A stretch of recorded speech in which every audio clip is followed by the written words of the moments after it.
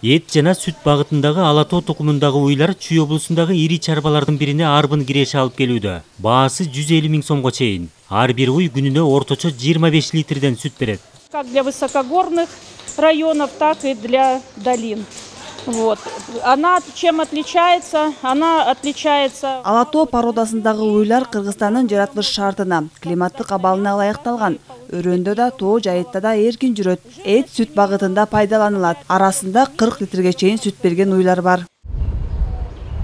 Айыл, Токой жана суу чарба министрлиги асыл тукум малды алып келүүдөн мурда аймактын жаратылыш шартына ылайыктуулугун эске алууга чакырууда. Муну министрлик илимий изилдөөнүн жыйынтыгына таянып билдирип жатат. Тапшырма бергенбиз биз Жайыт мал чарба илим изилдөө институтуна. Алар бардык малдардын характеристикаларын анализдеп чыгып, бардык факторлорду көзгө алып, туруп анан ушундай породалар, кайсы породалар биздин Кыргызстанга, анын ичинен Кыргызстандын облустарында кандай породаларды сунуш кылсак, экономикалык жактан эффект көбүрөөк болот деген анализдеп чыгышты.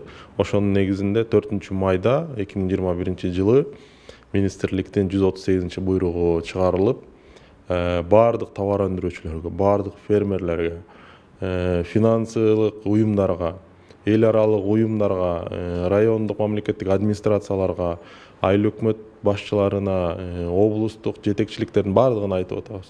Элге, товар өндүрүүчүлөргө биз муну жеткириш керекпиз. Ала тоо, Абердин, Герефорд жана Бура-Швиц тукумундагы уй Кыргызстандын бардык аймактарында багуу натыйжа берет. Олый ата породасы Таластын климаттык шартына ылайыкташкан. Сименталь тукуму Чүй, Жалал-Абад, Ош жана Ысык көл областарында киреше алып келет. Мисалы, эгер нарынын шартына ыңгайлуу болбогон породаны багып алса, 3 жылы текке кетет. Фермердин 3 жылы текке кетет. Күтүлгөн жыйынтыкты ала албайт. Союз убагында породаны атайын жайылтуу же болбосо ушинтип райондоштуруп өндүрүшкө өтүү бул оңой болгон. Анткени бардыгы мамлекеттин менчигинде болуп, ушул жерден кабыл алынган саясат этегине чейин кынтыксыз ишке ашырылган.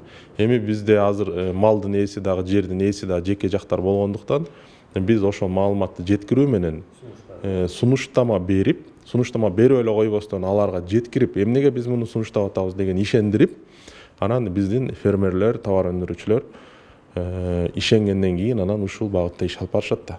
Министрлик чарба ээлерине жылкы, кой жана башка жандыктарга да байланыштуу өз сунуштарын берип жатат. Калыгул Асанбаев, Алмаз Нурманбетов, Ала тоо 24.